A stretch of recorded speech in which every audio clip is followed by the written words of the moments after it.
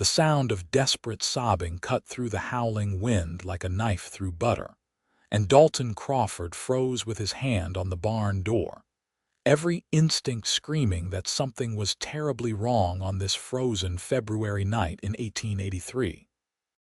He squinted into the darkness, the Wyoming wind whipping snow into his face with such fury that visibility was nearly impossible.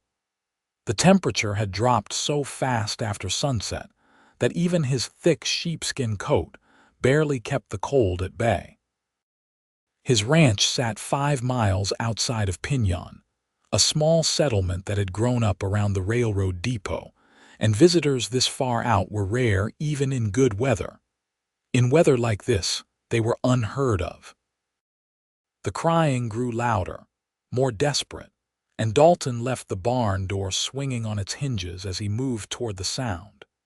His boots crunched through the crusty snow that had been accumulating since morning, and his breath came out in white clouds that were immediately snatched away by the wind. He could barely make out the shape of his cabin through the swirling snow, but the crying was coming from somewhere near his front porch. "Hello," he called out, his voice nearly lost in the storm. "Who is out there?" A shape materialized from the white chaos, stumbling toward him. Dalton rushed forward, his heart hammering in his chest. As he got closer, he could make out the form of a woman, dressed entirely in white, her clothing plastered to her body with snow and ice. She was shaking so violently that she could barely stand, and when she looked up at him, her face was a mask of desperation and fear. "Please," she gasped, her lips blue with cold. "Please help me." Dalton did not hesitate.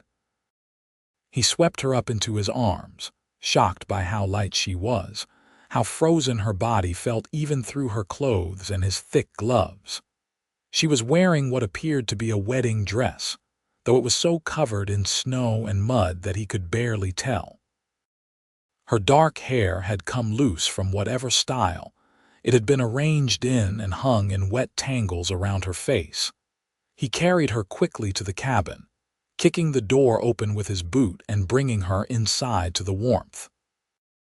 The fire he had built up before going to tend the horses was still roaring in the fireplace, filling the single room with blessed heat.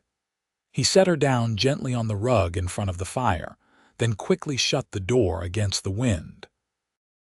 "You are freezing," he said, stating the obvious as he grabbed blankets from his bed. "We need to get you warm." The woman was still crying, great heaving sobs that shook her entire body. Her hands were shaking so badly that she could not even hold the blanket he tried to wrap around her shoulders. Dalton had seen frostbite before, had seen what happened to people who stayed out too long in Wyoming winters. This woman had been out in this storm for who knew how long, and her survival was far from guaranteed. "My name is Dalton Crawford," he said, trying to keep his voice calm and steady as he wrapped the blanket more securely around her. "You are safe now. Can you tell me your name?" She tried to speak, but her teeth were chattering so hard that the words would not come out. Dalton made a quick decision. Her clothes were soaked through, which meant they were actively making her colder. Propriety be damned, if he did not get her out of those wet things, she was going to die. "I need to get you out of these wet clothes," he said, looking directly into her eyes so she would understand. "I will turn my back while you change, but you need to get warm and dry right now." He grabbed one of his clean shirts and a pair of long underwear from the trunk at the foot of his bed, then thrust them at her. She took them with shaking hands, still crying, and Dalton turned his back to give her privacy. He busied himself with putting more wood on the fire and heating water for tea, listening to the rustle of wet fabric behind him. "I am done," she finally managed to say, her voice hoarse and broken. Dalton turned around to find her huddled on the floor, wrapped in blankets, wearing his oversized clothes. She looked so small and vulnerable that something in his chest tightened. He poured hot water over some tea leaves and brought the cup to her, helping her hold it steady enough to take a sip. "Drink this slowly," he instructed. "It will help warm you from the inside." She obeyed, taking small sips, and gradually her shaking began to lessen. The crying had subsided to quiet tears that tracked down her cheeks, and she stared into the fire with the look of someone who had seen something terrible. Dalton waited patiently, letting the warmth of the cabin do its work. He hung her wedding dress near the fire to dry, trying not to look too closely at it. A bride in a wedding dress, alone in a blizzard miles from town. The story practically wrote itself, but he wanted to hear it from her own lips. Finally, after what felt like an eternity, she spoke. "My name is Penelope Vaughn," she said, her voice still shaking but stronger now. "I was supposed to get married today." "What happened?" Dalton asked gently, settling himself on the floor a respectful distance away from her. Penelope took another sip of tea, then set the cup down carefully. Her hands were still trembling, but not as badly as before. "I ran away," she said simply. "I could not go through with it." She looked up at him then, and Dalton saw her eyes clearly for the first time. They were a deep brown, red-rimmed from crying, but there was intelligence and strength in them despite her current state. She was beautiful, he realized with a start, even bedraggled and exhausted as she was. "The wedding was in Pinyon," she continued, her voice gaining strength as she spoke. "At the church, everyone was there. My father, my mother, all of our friends and family, and him. Walter stood at the altar waiting for me, and I just could not do it." She wrapped her arms around herself, the blankets falling away slightly. Dalton resisted the urge to move closer and adjust them for her. "I have known Walter Harrison my whole life," Penelope said, staring into the fire. "Our fathers arranged our marriage when I was 16. Walter is a good man, respectable, wealthy. He owns the general store and half the buildings in town. Everyone said I was lucky to be marrying him." "But you do not love him," Dalton said quietly. Penelope's laugh was bitter. "Love had nothing to do with it. I tried to convince myself that love would come later after we were married. That is what my mother told me. But when I was standing there in the church, wearing this dress, about to promise my life to a man who barely knows me, who has never asked me what I want or what I dream about, I just could not do it." She turned to look at Dalton, tears streaming down her face again. "So I ran. I grabbed my skirts and I ran out of the church, right past all those shocked faces. My father shouted at me to come back. Walter looked completely stunned. My mother fainted. But I just kept running."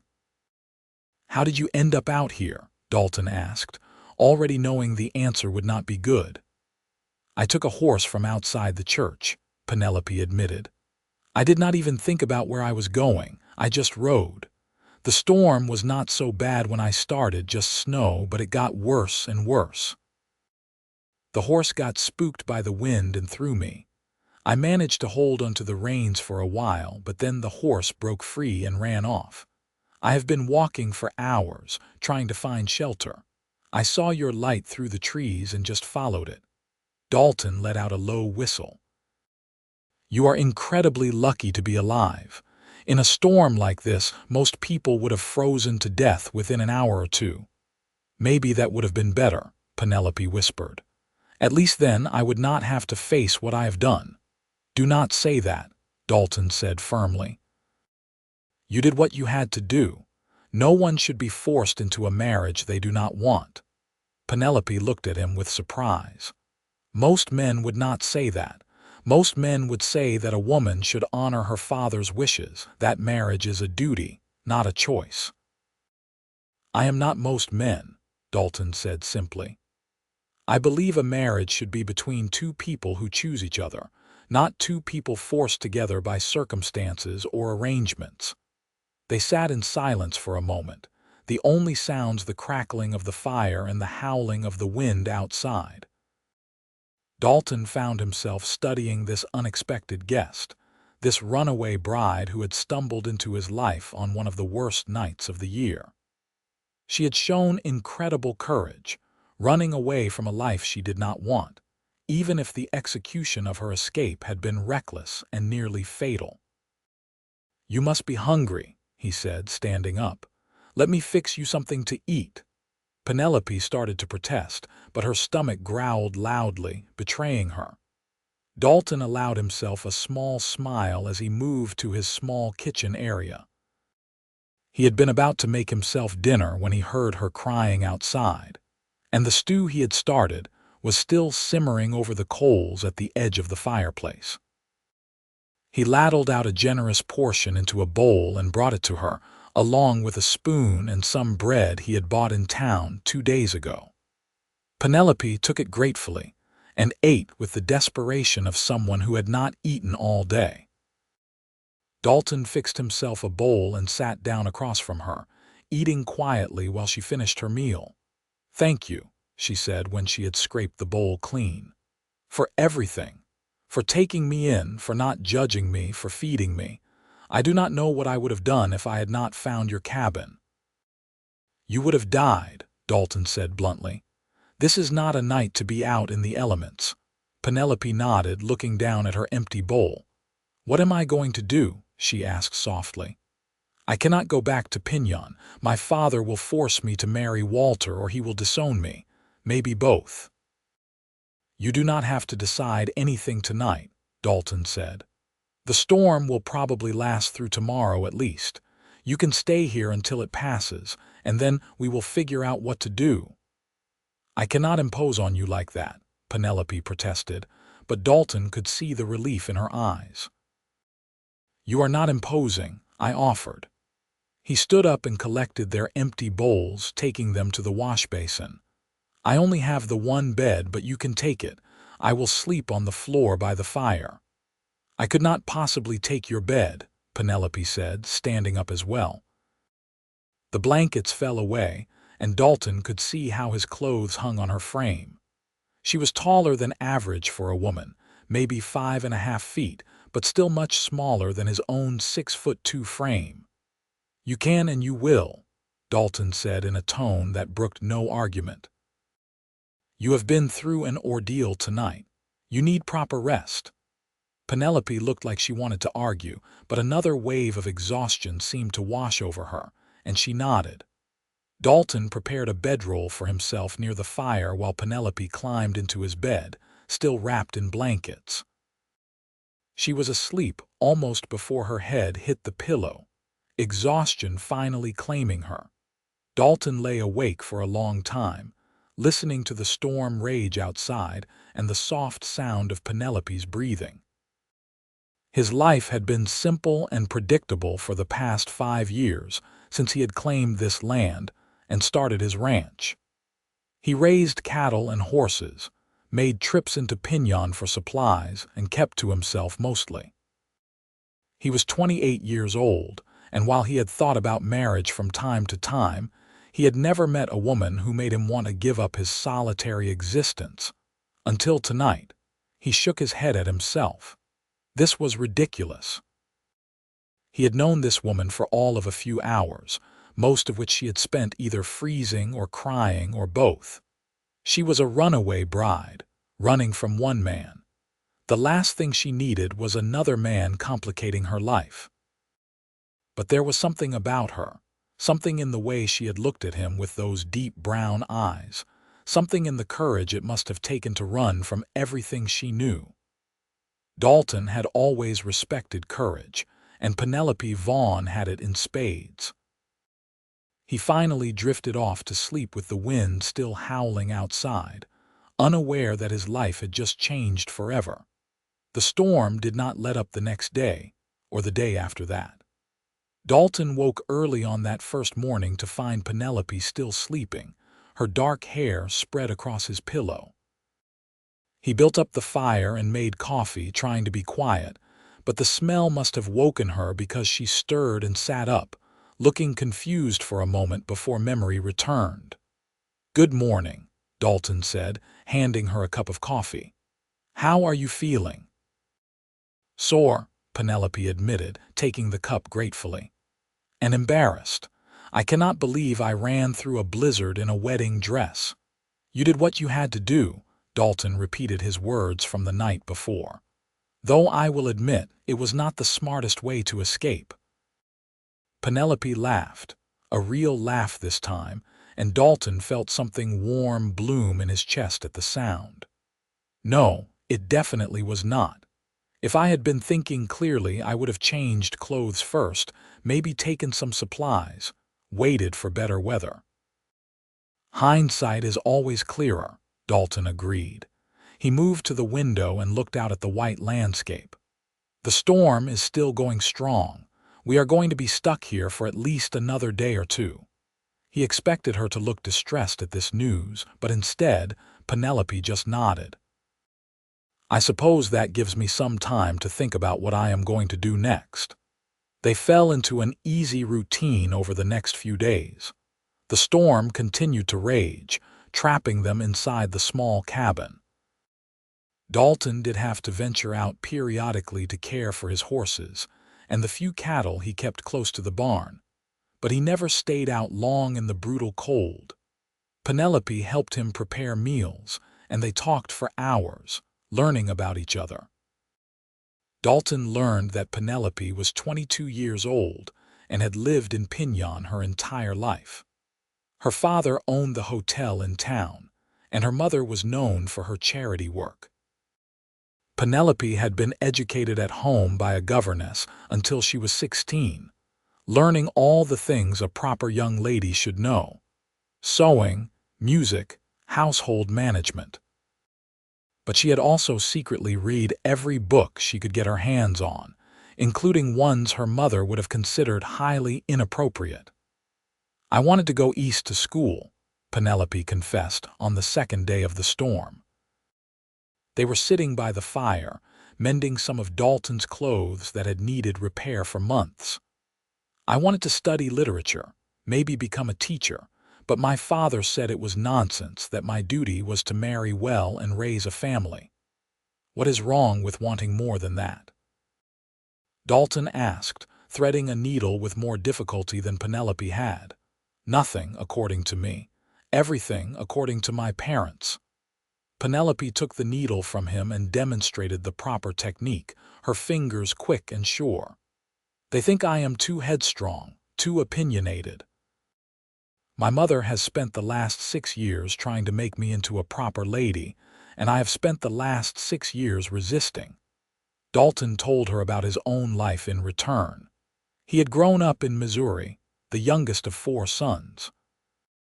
His father had been a farmer, but Dalton had always dreamed of the West, of wide open spaces and freedom.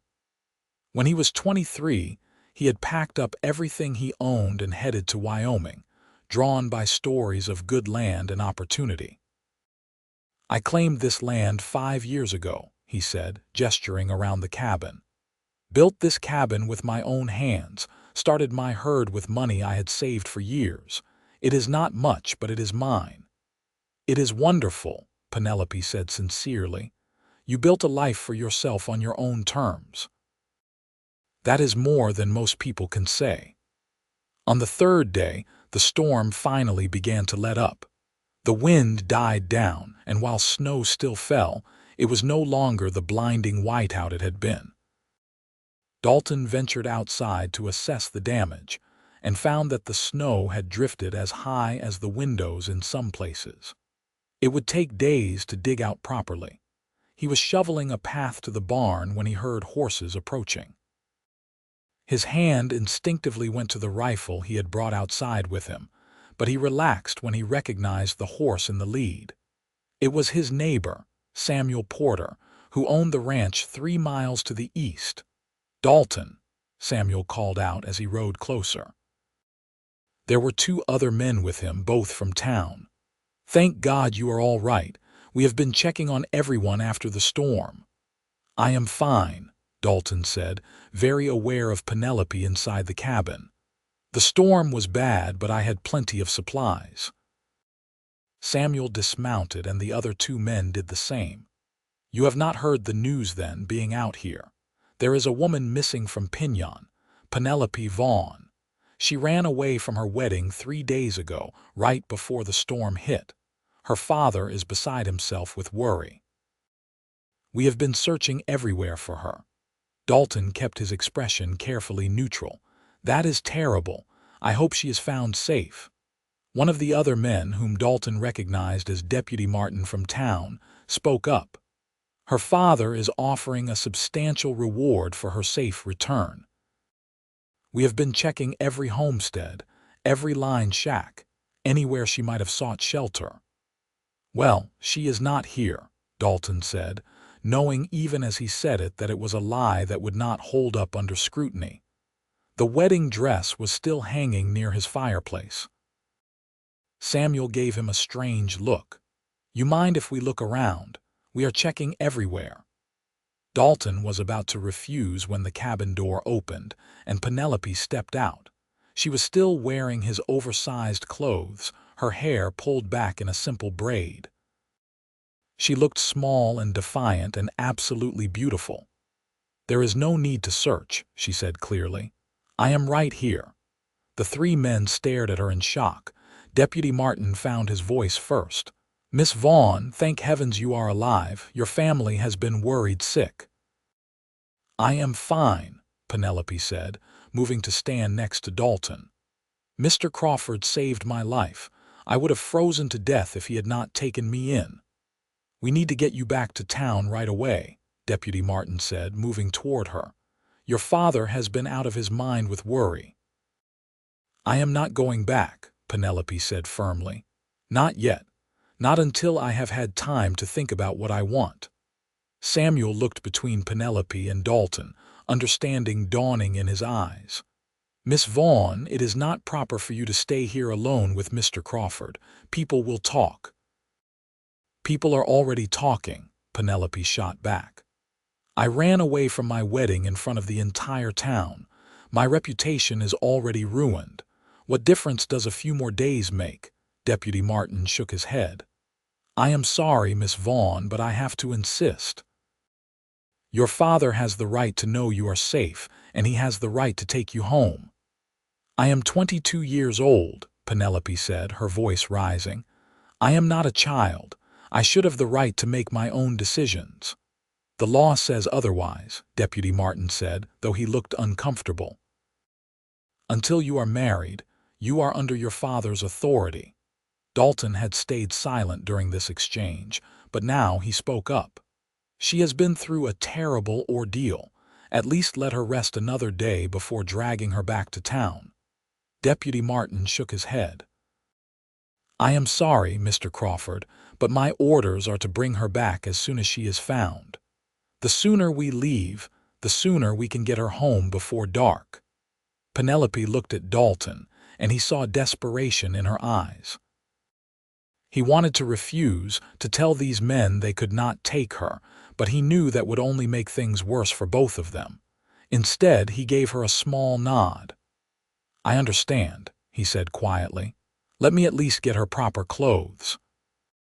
He went inside and retrieved the wedding dress, which had dried by the fire.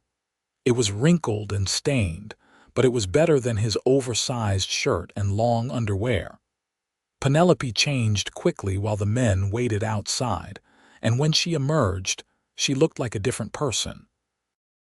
The defiant woman who had stood up to the deputy was gone, replaced by a subdued bride in a ruined wedding dress. Dalton helped her onto the back of Deputy Martin's horse, his hand lingering on hers for just a moment. It will be all right, he said quietly, though he was not sure he believed it. Penelope looked down at him and he saw tears in her eyes. Thank you for everything, she said. I will never forget what you did for me. Then the horses were moving, carrying her away through the snow. Dalton watched until they disappeared from view, then turned and went back inside his cabin. It felt empty without her, too quiet. He had gotten used to her presence over the past 3 days, to her voice and her laugh and the way she hummed while she cooked. Samuel had stayed behind, and now he followed Dalton into the cabin. That was quite a situation, he said carefully. She needed help, so I helped her, Dalton said, his voice flat. The whole town is going to know she spent 3 days out here alone with you, Samuel continued. Her reputation is going to be destroyed if it was not already. I did not touch her, Dalton said fiercely. I was a perfect gentleman. I believe you, Samuel said, raising his hands in a placating gesture. But you know how people talk, especially in a small town like Pinyon. Dalton did know. He had lived in Wyoming long enough to understand the strict social codes that governed behavior, especially where women were concerned. Penelope's decision to run away from her wedding had already been scandalous enough. The fact that she had spent 3 days alone with a bachelor would make things exponentially worse. What will happen to her? He asked, dreading the answer. Samuel sighed. Her father will probably try to force the marriage to Walter Harrison. It is the only way to salvage her reputation. Unless, he paused, giving Dalton a meaningful look, someone else offers to marry her. What are you suggesting? Dalton asked, though his heart was already pounding. I am suggesting that you seemed mighty concerned about her just now, and she looked at you like you hung the moon. And she did spend 3 days here, which means by most people's standards, you have already compromised her. Samuel shrugged. Just something to think about. After Samuel left, Dalton sat by the fire and thought about everything that had happened over the past 3 days. He thought about Penelope's courage, her intelligence, her determination to choose her own path in life. He thought about the way she had looked at him, the easy companionship they had shared, the way the cabin felt empty without her. He had been alone for 5 years, content with his solitary life. But 3 days with Penelope had shown him what he was missing. She challenged him, made him laugh, made him want to be better. In 3 days, she had become essential to him in a way he could not fully explain. The realization hit him like a bolt of lightning. He was in love with her. Against all logic and reason, he had fallen in love with a runaway bride in the space of 3 days. And if he was in love with her, then he had to fight for her. Dalton stood up, his decision made. He would go into Pinyon tomorrow, after he had taken care of his animals and made sure everything at the ranch was secure. He would talk to Penelope, find out what she wanted. And if she would have him, he would marry her himself. It was crazy, impulsive, and completely unlike his usual careful nature. But for the first time in his life, Dalton was going to take a risk on love. The next morning dawned clear and cold. Dalton rose before the sun, took care of his animals, and then saddled his best horse. The ride into Pinyon took over an hour through the snow-covered landscape, but Dalton barely noticed the cold. His mind was focused entirely on what he was going to say when he saw Penelope. Pinyon was a small town, barely more than a wide spot in the road, but it had grown in recent years thanks to the railroad. The main street had a general store, a hotel, a saloon, a church, and a handful of other businesses. Dalton rarely came to town except for supplies, preferring the solitude of his ranch. Today, the town was buzzing with activity despite the early hour. Dalton could hear people talking as he rode down the main street, and he caught snippets of conversation that confirmed his worst fears. Everyone was talking about Penelope, about her scandalous behavior, about the days she had spent alone with the mysterious rancher outside of town. He tied his horse outside the hotel and took a deep breath before going inside. The lobby was empty except for a young clerk behind the desk who looked up when Dalton entered. "I need to speak with Mr. Vaughn," Dalton said. "It is about his daughter." The clerk's eyes widened. "One moment, sir." He disappeared through a door behind the desk, and Dalton heard voices raised in conversation. A moment later, a tall man in his 50s appeared, his face red with anger. "You have some nerve coming here," he said, advancing on Dalton. You ruined my daughter's reputation. Walter Harrison has called off the engagement because of you. I did nothing improper with your daughter, Dalton said, keeping his voice calm. I saved her life. She would have died in that storm if I had not taken her in. You should have brought her back immediately, Mr. Vaughn snapped. Not kept her there for 3 days. There was a blizzard, Dalton reminded him. No one could travel safely, and I did not keep her anywhere. She stayed because she had no choice. Mr. Vaughn's face was growing redder by the moment. What do you want? Have you come to gloat? My daughter's life is ruined because of you. I have come to ask for permission to marry her, Dalton said clearly. The silence that followed was deafening. Mr. Vaughn stared at him as if he had grown a second head. You what? He finally managed. I want to marry Penelope, Dalton repeated. With your permission, of course. Absolutely not, Mr. Vaughn said immediately. You are a nobody, a rancher barely scraping by. My daughter was supposed to marry into one of the most respected families in town.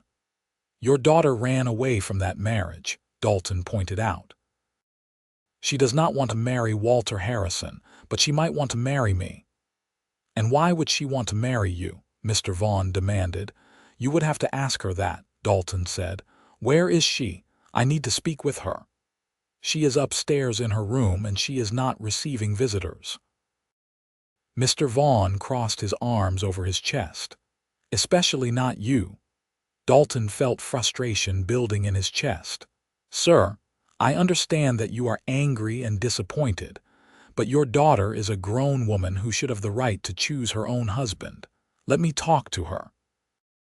If she tells me she does not want to marry me, I will leave and never bother her again. The answer is no, Mr. Vaughn said firmly. Now get out of my hotel before I have the sheriff remove you. Dalton knew he was beaten, at least for now. He could not force his way upstairs, could not demand to see Penelope over her father's objections. He nodded stiffly and turned to leave, but as he reached the door, he heard a voice from the top of the stairs. Father, let him speak to me. Everyone turned to see Penelope standing at the top of the stairs. She was wearing a simple blue dress, her hair pulled back in a neat bun. She looked pale and tired, but her eyes were fierce. Penelope, go back to your room, Mr. Vaughn ordered. No, Penelope said, descending the stairs. I have done nothing but obey you my entire life, and where has it gotten me? I am a ruined woman, unmarriageable, a scandal. I have nothing left to lose. She reached the bottom of the stairs and walked straight to Dalton, ignoring her father's protests. You came, she said softly, looking up at him. I came, Dalton confirmed. I needed to see you to talk to you. Then let us talk, Penelope said. She took his hand and led him toward the door. Her father started to protest, but Penelope whirled on him. I am going to take a walk with Mr. Crawford. You can disown me, throw me out, do whatever you want, but I am going to have this conversation. Mr. Vaughn looked like he wanted to argue, but something in his daughter's face must have convinced him it was futile. He threw up his hands and stalked back through the door behind the desk, muttering about ungrateful children. Penelope led Dalton outside into the cold morning air. They walked in silence for a few moments, their breath forming clouds in the air, until they reached a small park area at the edge of town. A bench sat under a bare tree, and Penelope sat down, pulling her shawl more tightly around her shoulders. Dalton sat beside her, suddenly nervous. How have you been? He asked. Miserable, Penelope said honestly. My father has been raging at me for 2 days straight. My mother will not speak to me. Walter Harrison came by yesterday to tell me personally that he would not marry me even if I begged him, which was kind of him, I suppose, since I had no intention of marrying him anyway. I am sorry, Dalton said. Do not be, Penelope said, turning to look at him. You gave me 3 days of freedom, 3 days where I could be myself without judgment or expectations. That is more than I have had in years. Dalton took a deep breath. I told your father I want to marry you. Penelope's eyes widened. You what? I know it is crazy, Dalton said quickly. We have only known each other for 3 days. But those 3 days showed me something I have been missing my whole life. You are brave and intelligent and funny. You challenge me and make me want to be better. I know I am not rich like Walter Harrison, and I know my ranch is small and isolated, but I can provide for you, and I will treat you with respect and kindness. He paused, gathering his courage for what he wanted to say next. I am falling in love with you, Penelope. Maybe I am already in love with you. I know it is fast, maybe too fast, but I cannot help how I feel. Penelope stared at him, tears forming in her eyes. You love me. I do, Dalton said simply. And I know you might not feel the same way. You barely know me, and you have just escaped one marriage you did not want. The last thing you probably want is another man proposing to you, but I had to tell you how I feel. I had to give you the choice. Penelope was crying now, but she was also smiling. You beautiful fool, she said softly. Do you not know that I have been thinking about you constantly since they dragged me away? Do you not know that the only thing that has kept me going these past 2 days is remembering those 3 days with you? She reached out and took his hand. I am falling in love with you too, Dalton Crawford. Maybe I am already in love with you. When I was in that cabin with you, talking and laughing and just being together, I felt more myself than I ever have. You listened to me, really listened, like what I had to say mattered. You treated me like an equal, not like a piece of property to be managed.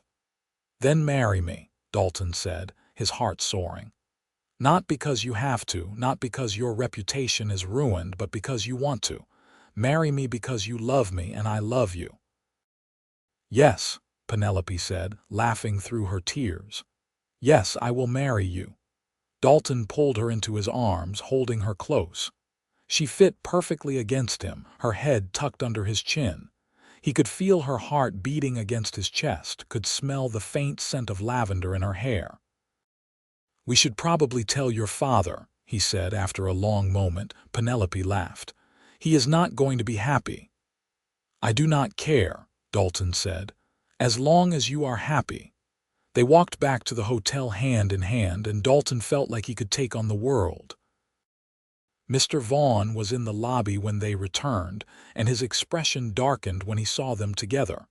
Father, Penelope said before he could start yelling. Dalton has asked me to marry him, and I have accepted. Over my dead body, Mr. Vaughn said immediately. Then I suppose it will be over your dead body, Penelope said calmly. Because I am marrying him whether you approve or not. I would prefer to have your blessing, but I do not need it. Mr. Vaughn looked at his daughter, really looked at her, and something in his expression shifted. You really want this? He asked quietly. I do, Penelope said, more than I have ever wanted anything. Mr. Vaughn turned his attention to Dalton. Can you support her, give her a good life? I will do my best, Dalton said honestly. I have a ranch, livestock, a home. It is not luxurious, but it is honest work, and I do well enough. More importantly, I will respect her and value her.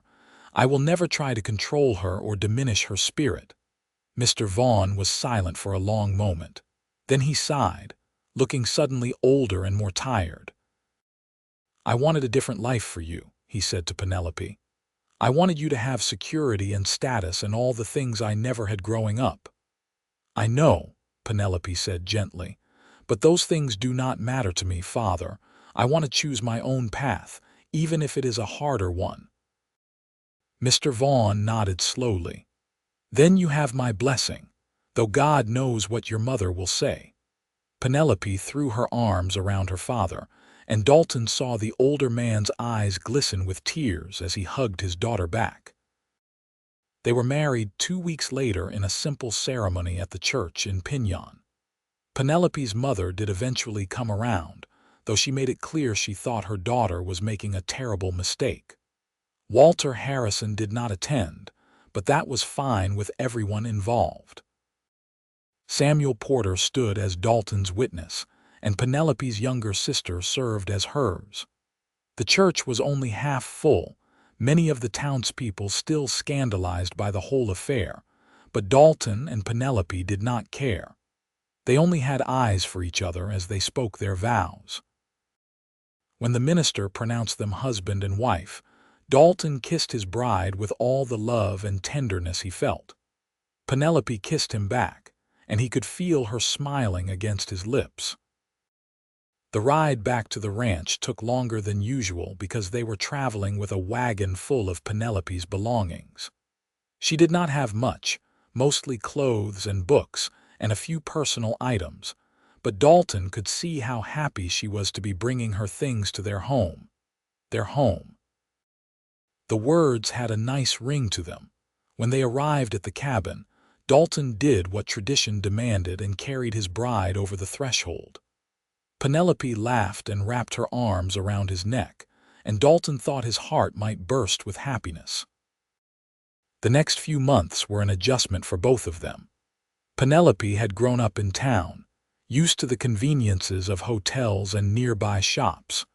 Ranch life was harder, more isolated, with long hours of work and sometimes days without seeing another person. But she adapted quickly, throwing herself into learning everything she could about running a ranch.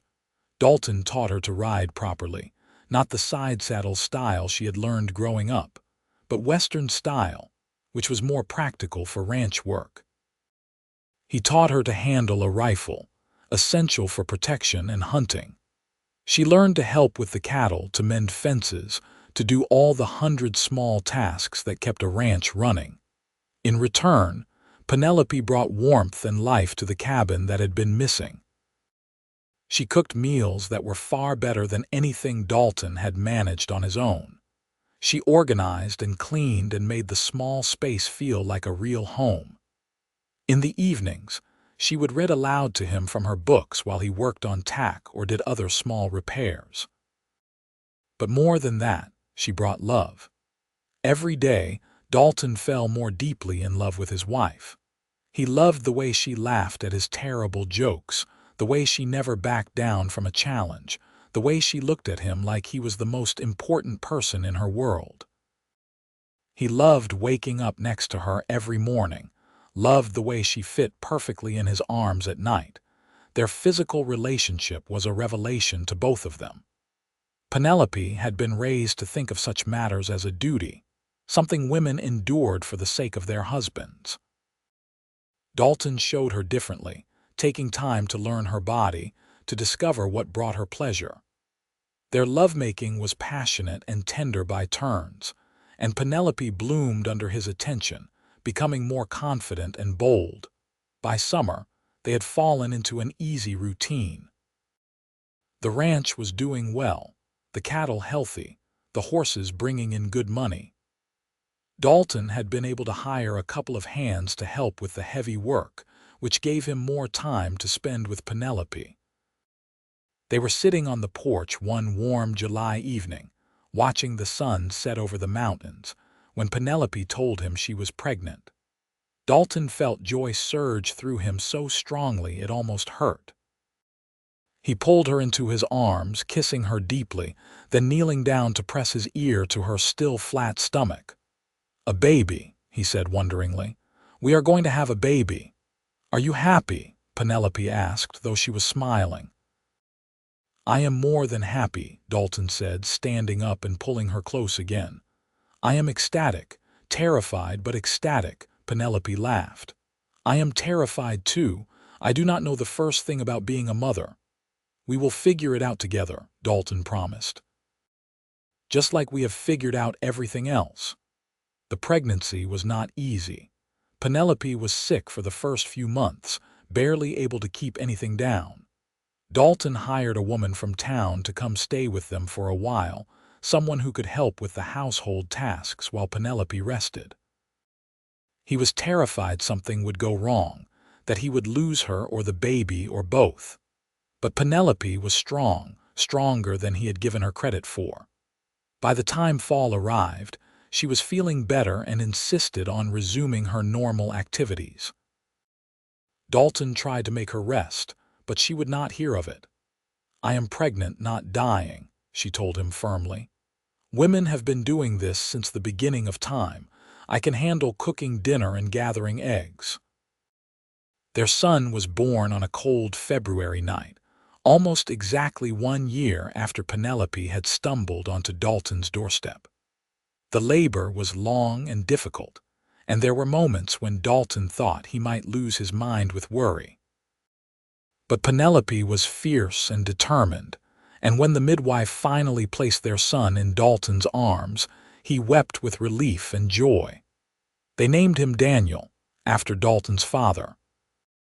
He was a healthy baby with a good set of lungs, and he looked like a perfect blend of both his parents, with Penelope's dark hair and Dalton's blue eyes. Watching Penelope with their son, Dalton fell in love with her all over again. She was a natural mother, patient and loving, even when Daniel kept them up all night with his crying. She sang to him, read to him even though he was too young to understand, talked to him constantly. Daniel was 6 months old when Penelope's parents came to visit. It was the first time they had seen their daughter since the wedding, and Dalton could see the nervousness in Penelope's eyes as the wagon pulled up to the cabin. But Mr. and Mrs. Vaughn were kind, and they fell in love with their grandson immediately. Mrs. Vaughn held Daniel and cried, apologizing to Penelope for not being there when he was born, for letting her anger keep her away for so long. "I was wrong," she said, looking at the life her daughter had built. "I thought you were making a mistake, marrying for love instead of security. But I can see now that you were right. You are happy here, truly happy in a way you never would have been with Walter." Before they left, Mr. Vaughn pulled Dalton aside. "Take care of my daughter," he said gruffly, "and my grandson." "I will," Dalton promised, "with my life." The years passed quickly, filled with the joys and challenges of ranch life and raising a family. Daniel was followed 2 years later by a daughter they named Sarah, who had her mother's brown eyes and stubborn streak. 3 years after that came another son, Thomas, who was quiet and thoughtful even as a baby. The ranch grew and prospered. Dalton expanded the herd, built a larger barn, and eventually built a bigger house to accommodate their growing family. The old cabin became a storage shed, but Dalton always felt a surge of nostalgia when he looked at it, remembering the 3 days that had changed his life forever. Penelope thrived as a wife and mother, but she never gave up her own dreams entirely. She started a small school in Pinon, teaching children from the surrounding ranches. Dalton was incredibly proud of her, watching her share her love of learning with others.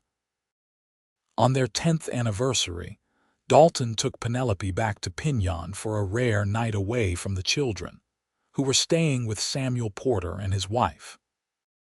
They had dinner at the hotel, the same hotel where Mr. Vaughn had tried to forbid their marriage, and then they walked through the town in the moonlight. "Do you ever regret it?" Dalton asked as they walked. "Running away that night?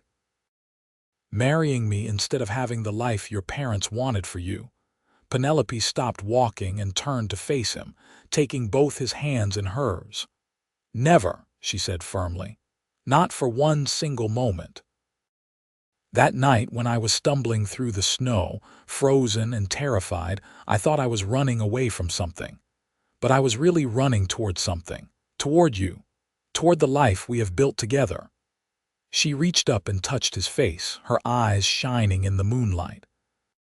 "You gave me the greatest gift anyone has ever given me. You gave me the freedom to choose my own path. And I chose you, Dalton Crawford. I will choose you every day for the rest of my life." Dalton kissed her then, pouring all of his love and gratitude into that kiss. 10 years, 3 children, countless challenges and triumphs, and he loved her more now than he had that day she stumbled onto his doorstep. The years continued to roll by, bringing new joys and occasional sorrows. Penelope's mother passed away when Sarah was 12, and her father followed 2 years later. Dalton's oldest brother came to visit from Missouri and was so impressed with Wyoming that he decided to claim land nearby.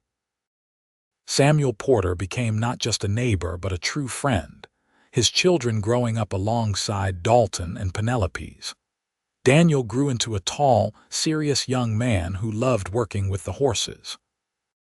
Sarah was spirited and independent, already talking about going east to college, much to Penelope's delight and Dalton's nervous pride. Thomas had a gift with numbers and helped keep the ranch accounts in perfect order. When Penelope turned 40, Dalton threw her a surprise party, inviting everyone from miles around. The house they had built was filled with friends and family, with laughter and music and love. Watching Penelope dance with their children, her face flushed with happiness, Dalton was struck by how lucky he was. A woman he had known for 3 days had become the center of his entire world. A frozen night that had brought a crying bride to his door had given him everything he had ever wanted, and more than he had ever dreamed of. Later that night, after everyone had gone home and the children were in bed, Dalton and Penelope sat on their porch, looking out at the land they had built their life on. The stars were brilliant overhead, the air crisp with the promise of autumn. "What are you thinking about?" Penelope asked, leaning her head on his shoulder. "I am thinking about the night we met," Dalton said. "How different our lives would be if that storm had not happened, if you had not found my cabin." "I think we would have found each other eventually," Penelope said softly. "Some people are meant to be together. We were just lucky enough to find each other when we did." Dalton wrapped his arm around her, pulling her close. "I love you," he said, words he had said thousands of times over the years, but that never lost their meaning. "I love you too," Penelope replied, turning to kiss him. "My cowboy who saved me from the storm." "You saved me too," Dalton said. "I just did not know I needed saving until you arrived." They sat in comfortable silence, watching the stars, thinking about all they had been through together and all that was still to come. The ranch would eventually pass to their children, and someday there would be grandchildren running through these same fields. The legacy they were building was not one of wealth or status, but one of love and family and choosing each other every single day. As the years continued to pass, that legacy only grew stronger. Daniel married a sweet girl from town and brought her to live on the ranch, building a house on the eastern section of the property. Sarah did go east to college, becoming a teacher like her mother had always wanted to be, and eventually returned to Pinyon to open her own school. Thomas surprised everyone by showing an interest in law and went to study in Cheyenne. Though he always came home for important occasions, Dalton and Penelope became grandparents for the first time when Daniel's wife gave birth to twin girls. Watching Penelope hold those tiny babies, cooing and singing to them the same songs she had sung to their father, Dalton felt his heart swell with love. They had built something beautiful together, a family that would continue for generations. On their 20th anniversary, Penelope gave Dalton a gift that brought tears to his eyes. It was a painting she had commissioned from an artist in town, depicting the old cabin on a snowy night, with light glowing from the windows. It was a memorial to the night they had met, to the moment that had changed both their lives forever. "So we never forget," Penelope said as Dalton stared at the painting.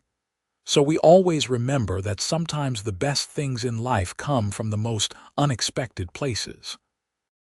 Dalton hung the painting in a place of honor in their parlor, where he could see it every day.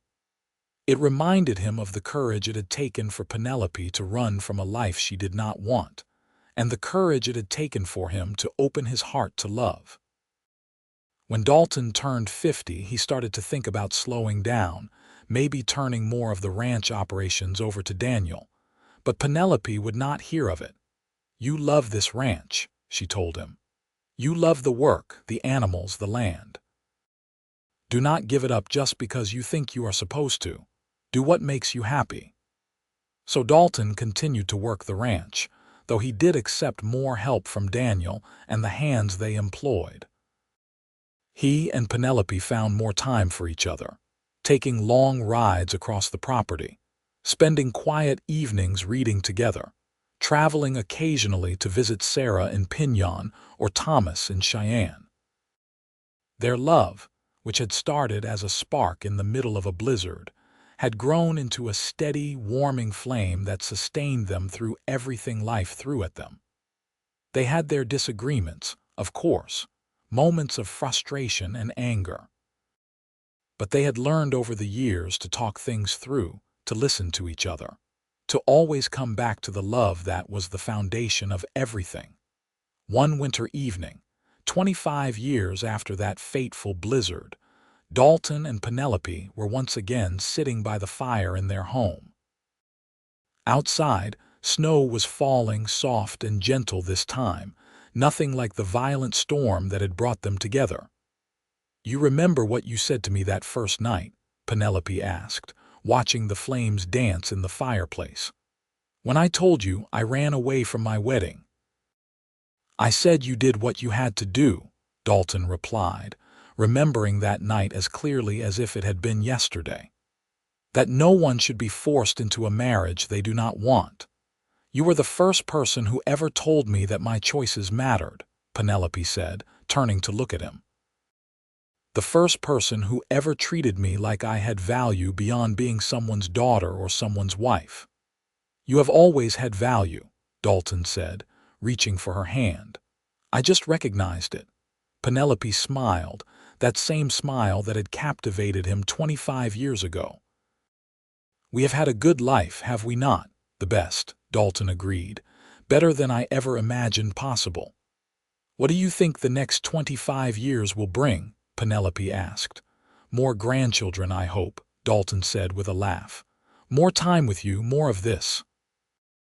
He gestured around the warm, comfortable room, at the life they had built together.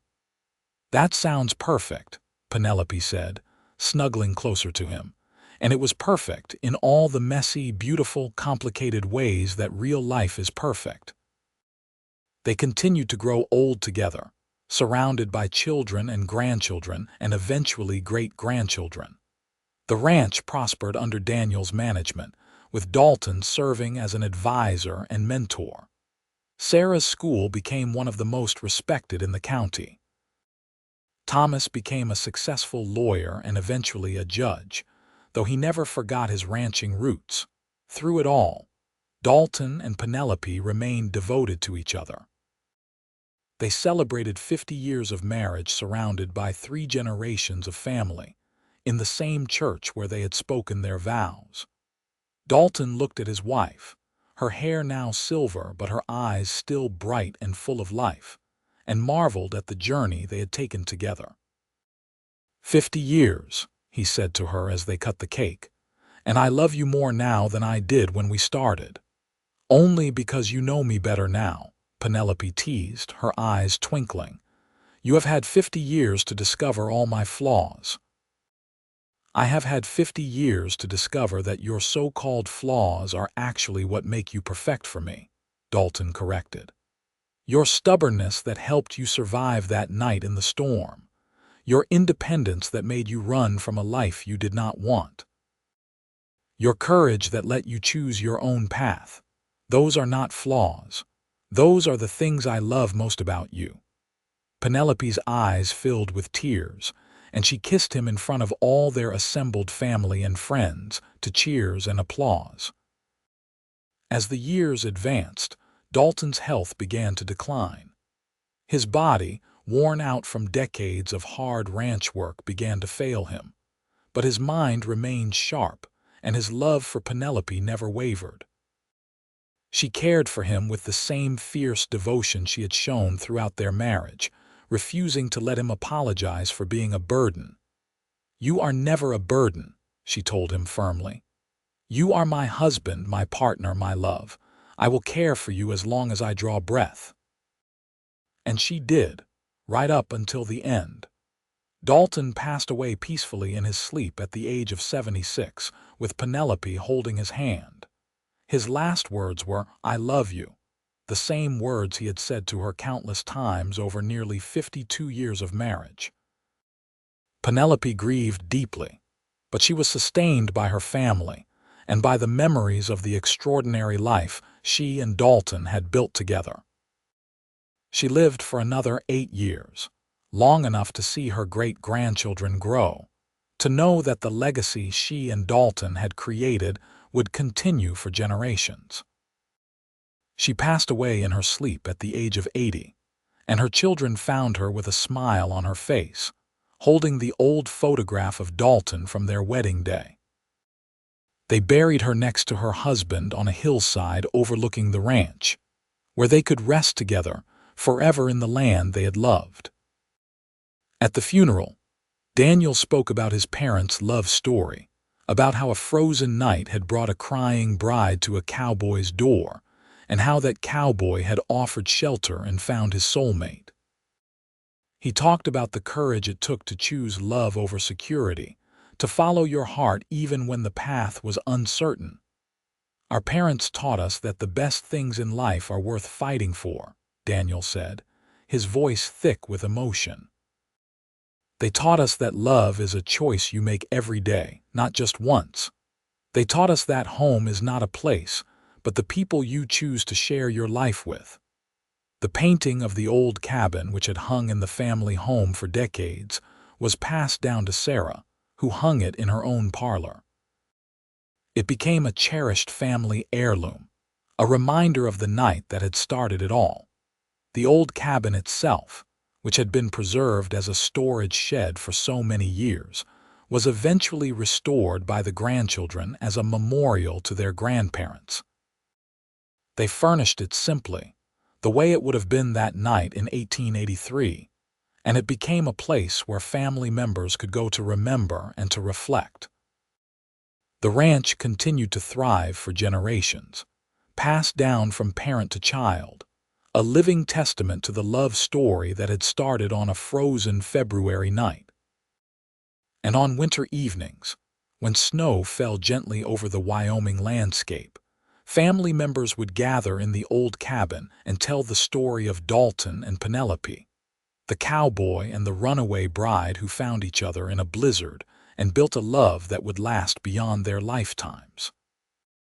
Their story became legend in Pinyon and the surrounding area, told and retold until it took on mythic proportions. But those who had known Dalton and Penelope personally knew that the real story was better than any myth.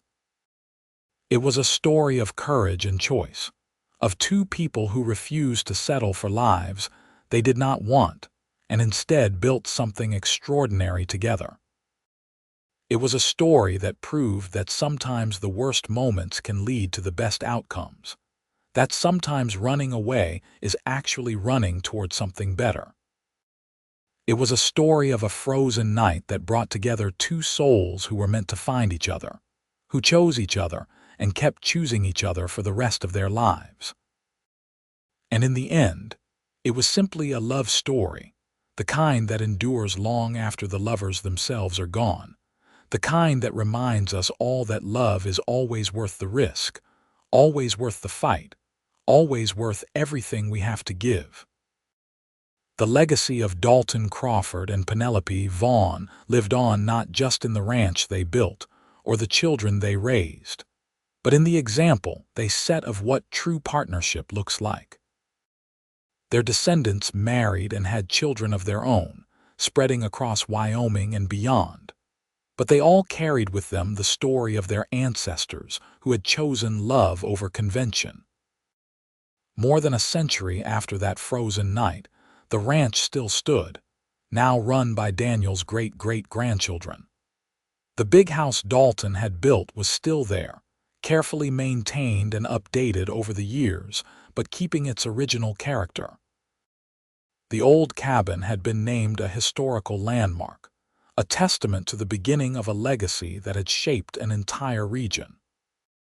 On the anniversary of the day Dalton and Penelope met, family members would gather at the ranch, sometimes dozens of them, to celebrate the love story that had started it all. They would share a meal, tell stories, and raise a toast to the cowboy and the runaway bride who had defied expectations and created something beautiful. The painting of the cabin on that snowy night still hung in Sarah's descendants' home, carefully preserved and valued beyond measure. It had become a symbol not just of Dalton and Penelope's love, but of the power of choice, of courage, of following your heart even when the path ahead is uncertain. Their story had taught generations that it is never too late to change your path, that settling for a life you do not want is the greatest tragedy, and that true love is worth any sacrifice. It taught that partnership means respecting each other's dreams and supporting each other through every challenge. In the church in Pinyon, there was a plaque commemorating Dalton and Penelope, placed there by the town in recognition of Penelope's contributions to education and Dalton's role in helping the community thrive. Young couples getting married would often touch the plaque for luck, hoping that their own marriages would be blessed with even a fraction of the love and devotion that Dalton and Penelope had shared. The story of that frozen night in February 1883 had become more than just family history. It had become a reminder that sometimes the moments that seem like disasters are actually divine appointments, that sometimes the worst storms bring us to exactly where we need to be, that sometimes running away from the wrong thing is the bravest thing you can do. Penelope's courage in fleeing from a marriage she did not want, and Dalton's compassion in offering shelter without judgment, had created a ripple effect that touched countless lives. Their descendants grew up knowing that they came from a line of people who valued love over convenience, who chose each other every day, who built their lives on a foundation of mutual respect and genuine affection. The frozen night that had brought a crying bride to a cowboy's door had given the world more than just a beautiful love story. It had given the world an example of what marriage could be, when it was based on choice and love rather than obligation and convenience. It had shown that the best partnerships are between equals who challenge each other to be better while accepting each other completely. And so the legacy continued, generation after generation, each one learning from the example set by Dalton and Penelope. They learned that love is not just a feeling but a choice, that commitment means showing up every day even when it is hard, that the best relationships are built on friendship and respect as much as passion and romance. The ranch that Dalton had started with nothing but determination and hard work had become a thriving enterprise, but more importantly, it had become a symbol of what can be built when two people work together toward a common goal. Every building, every fence, every acre of land represented the partnership between Dalton and Penelope, the way they had supported each other's dreams and built something greater together than either could have built alone. As the sun set over the Wyoming landscape, casting long shadows across the land that Dalton and Penelope had loved, their story lived on. It lived on in the faces of their descendants, in the values they had instilled, in the love they had demonstrated every day of their lives together. The frozen night had indeed brought a crying bride to a cowboy's door, and that cowboy had offered shelter and found his soulmate. But more than that, they had found in each other the courage to live life on their own terms, to build something beautiful from nothing, and to create a love story that would inspire generations to come. Their story was complete, their ending happy, their legacy secure. They had lived fully, loved deeply, and left behind a world made better by their presence in it. And in the end, that is all anyone can hope for. To love and be loved, to build something meaningful, and to leave behind a legacy that endures. The story of Dalton Crawford and Penelope Vaughn, the cowboy and the runaway bride, was truly a story for the ages, a reminder that the best love stories are not the ones that are easy, but the ones that are true. And theirs was the truest love story of all.